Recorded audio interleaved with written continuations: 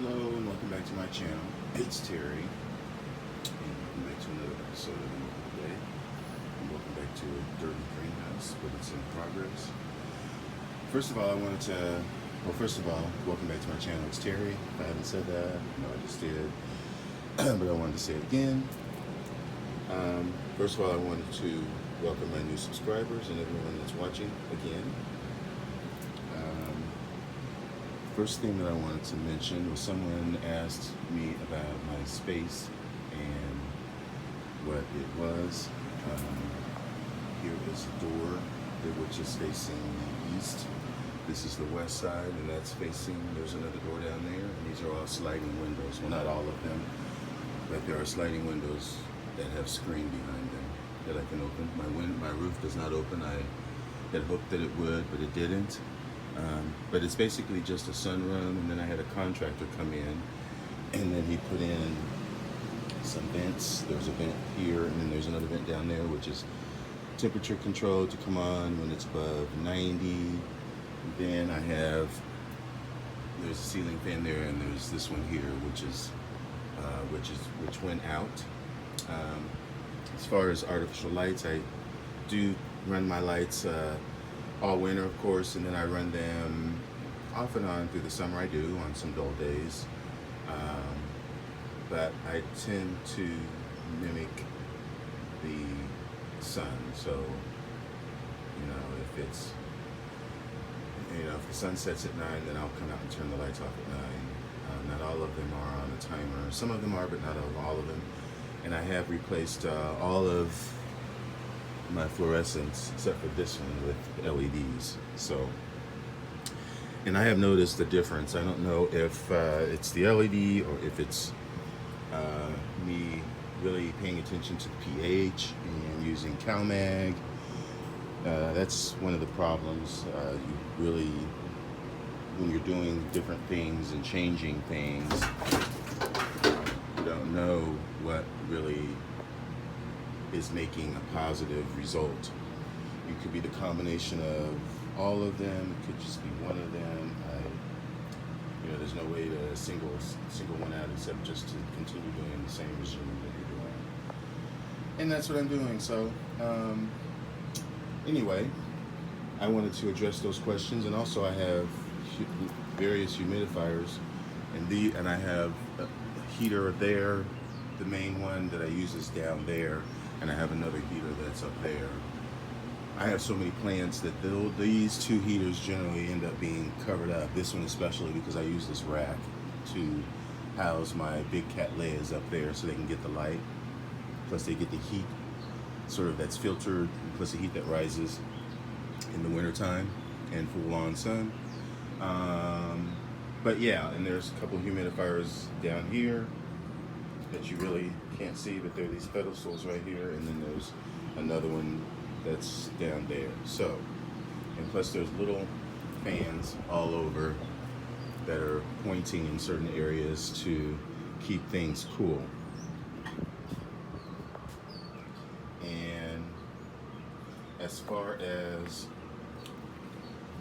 my outside area, which in the past has just been me just emptying everything out and sort of making a tent over the top with shade cloth, and then hanging things on from the arbor that's down there that's covered in the wisteria that keeps it shady over there.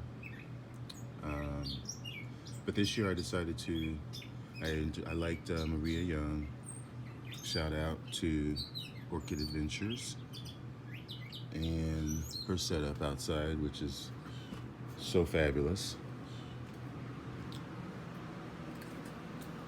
But she put an animal, a big, large animal cage out in her already jungle of a yard, and she has hers all filled in with bromeliads, and it's just amazing. But she can do that. She's in Florida, and she can leave it out there all year. This will not be here. Well, this will be here, but it won't be filled with plants. But back to what we're doing.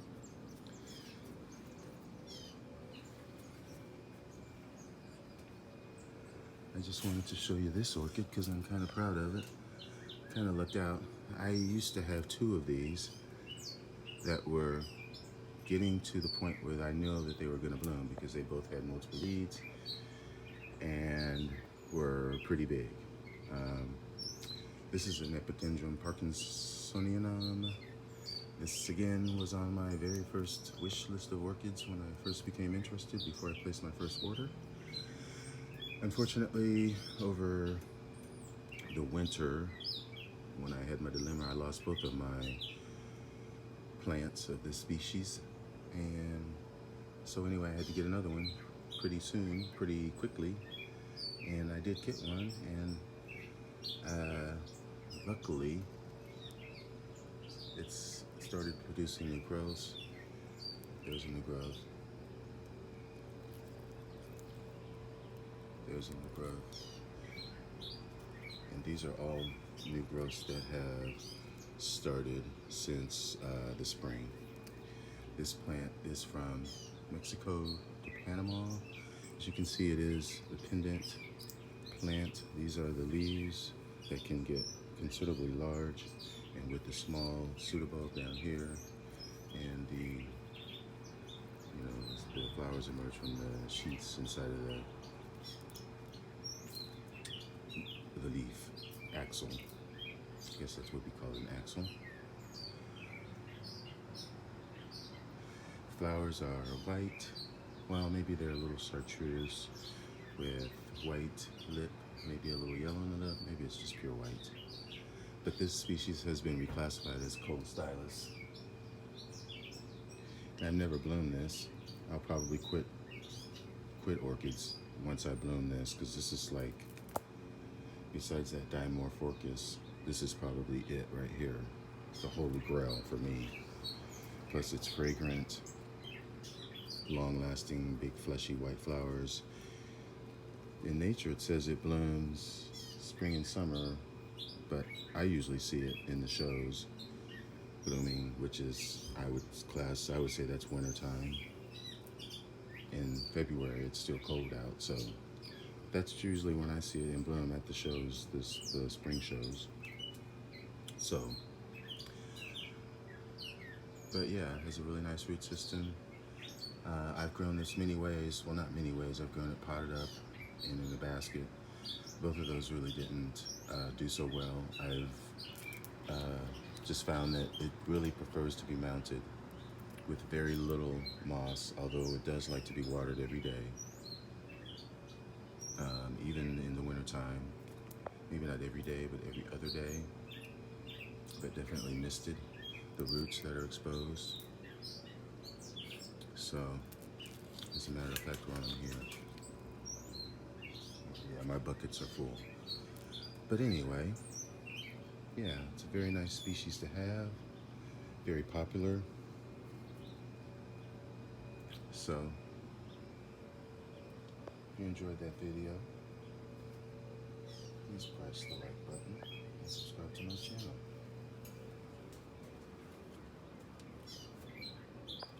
Again, thanks for watching, everybody. And have a great day and enjoy your